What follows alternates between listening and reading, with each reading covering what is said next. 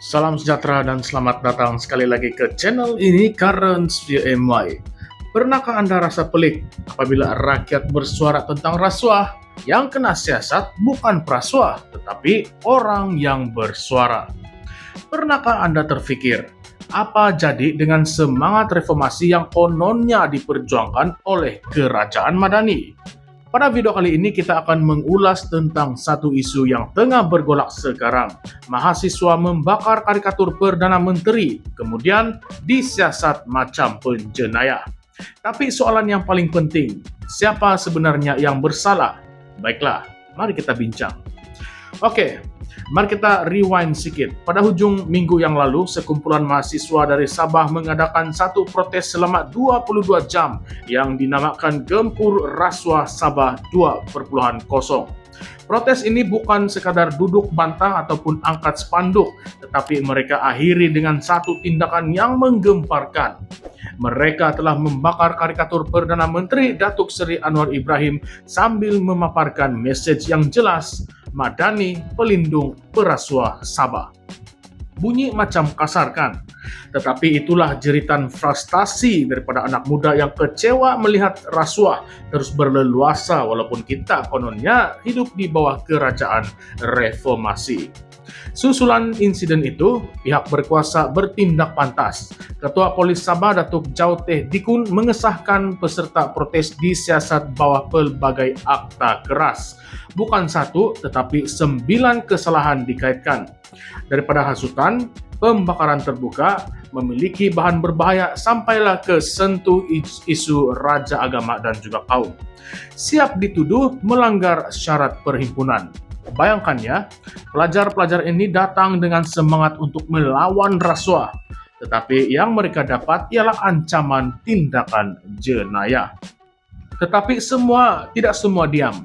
Lawyers for Liberty ataupun LFL melalui pengarahnya Zaid Malik tampil mempertahankan mahasiswa-mahasiswa tersebut. Katanya tindakan membakar karikatur itu adalah bentuk protes demokratik yang sah. Zaid juga mengingatkan kita semua, termasuklah kerajaan sekarang, tentang sejarah aktivisme mereka sendiri. Anwar Ibrahim yang kini menjadi Perdana Menteri, satu ketika dahulu juga pernah membakar buku tulisan Tunku Abdul Rahman ketika beliau masih bergelar aktivis mahasiswa. Begitu juga dengan timbalan Menteri Pendidikan Tinggi sekarang, Adam Adli, yang pernah menurunkan bendera bergambar Najib Razak di depan PWTC pada tahun 2011. Adakah mereka juga penjenayah waktu itu? Lebih menarik, LFL juga mengungkit tindakan pemuda UMNO yang membakar bendera Israel tahun lalu di Masjid Jamek sebagai protes terhadap kekejaman di Gaza. Tetapi waktu itu tidak ada pula siasatan bawah akta hasutan. Jadi kenapa bila pelajar bakar gambar Anwar terus digelar penjenayah? Adakah kita ada dua standar undang-undang atau sebenarnya ada ketakutan yang coba disembunyikan? Zaid juga tegas mengatakan bahwa fokus sepatutnya bukan pada poster terbakar, tetapi pada mesej yang coba disampaikan, yaitu isu rasuah di Sabah yang dikatakan berlaku di bawah pengetahuan sekutu politik kerajaan Madani. Tetapi malangnya, isu sebenar dialih. Yang disiasat adalah pelajar dan bukan perasuah. Tambah menyedihkan, akta hasutan yang sudah lama dipertikai sebagai zalim digunakan semula. Di manakah janji reformasi? Tetapi dalam pada kecaman yang berlaku, Perdana Menteri Anwar Ibrahim dilaporkan tidak mahu pelajar yang terlibat itu dibuang daripada Universiti Malaysia Sabah UMS. Menteri Pendidikan Tinggi Zamri Abdul Kadir dalam satu hantaran di Facebook memaklumkan bahwa Anwar menekankan kepentingan masa depan pelajar-pelajar tersebut. Bagi Anwar, mereka mungkin buat kesilapan, tetapi pendidikan dan masa depan adalah lebih penting. Satu langkah berperi kemanusiaan, ataupun langkah ini untuk redakan tekanan politik. Kamu rasa macam mana? Juru cakap protes Fadil Qasim dari Sekretariat Rakyat Benci Rasuah pula tampil memberi penjelasan. Katanya tindakan mereka membakar poster bukanlah semata-mata provokasi, tetapi simbolik kekecewaan terhadap Anwar yang didakwa gagal menunaikan janji reformasi institusi. Malah Fadil secara terbuka mengakui dia mendapat inspirasi dari sejarah perjuangan Anwar sendiri. Nah, ironi kan? Tetapi ramai juga yang mengkritik tindakan itu. Ketua Angkatan Muda Keadilan ataupun AMK, Kamil Abdul Munim berkata, tindakan bakar gambar itu menunjukkan mereka sudah kehabisan hujah. Bekas Ketua Pesuruhjaya SPRM Zulkifli Ahmad pula berkata, ia mencemarkan perjuangan itu sendiri. Tetapi soalnya, adakah semua bentuk protes perlu mengikut acuan orang politik? Kita kena tanya, dalam demokrasi, adakah semua cara perlu sopan dan manis? Bila jalan undang-undang sudah tidak lut, bila aduan tidak diendahkan, bukankah protes dan simbolik itu menjadi bahasa rakyat?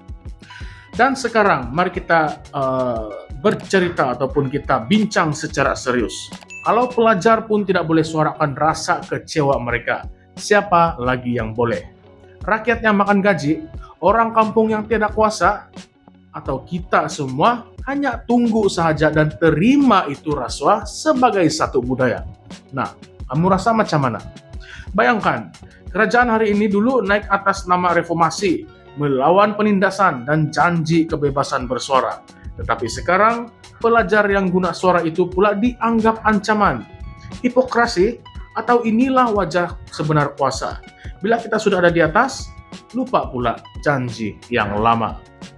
Bila kerajaan mula menghukum simbol dan bukan message, itu adalah tanda ada sesuatu yang mereka cuba untuk sembunyikan. Bila suara pelajar dibungkam, itu tanda demokrasi sedang sakit. Bila rakyat takut untuk menyuarakan kebenaran, itu bukanlah Malaysia yang kita impikan. Dan sekarang saya ingin tanya kepada Anda semua, adakah tindakan pelajar ini wajar dikategorikan sebagai jenayah? Atau adakah kita sedang menyaksikan kebangkitan generasi baru yang berani melawan sistem yang korup? Lebih penting lagi, adakah kerajaan Madani benar-benar peduli tentang reformasi atau hanyalah retorik untuk terus kekal berkuasa?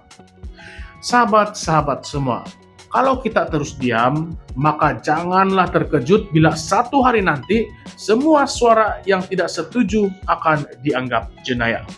Jangan lupa, perubahan tidak datang dari mereka yang senang di atas, tetapi dari mereka yang berani bersuara dari bawah. Baiklah semua, like, komen, dan kongsikan video ini jika Anda setuju bahwa rakyat berhak bersuara tanpa takut dibungkam.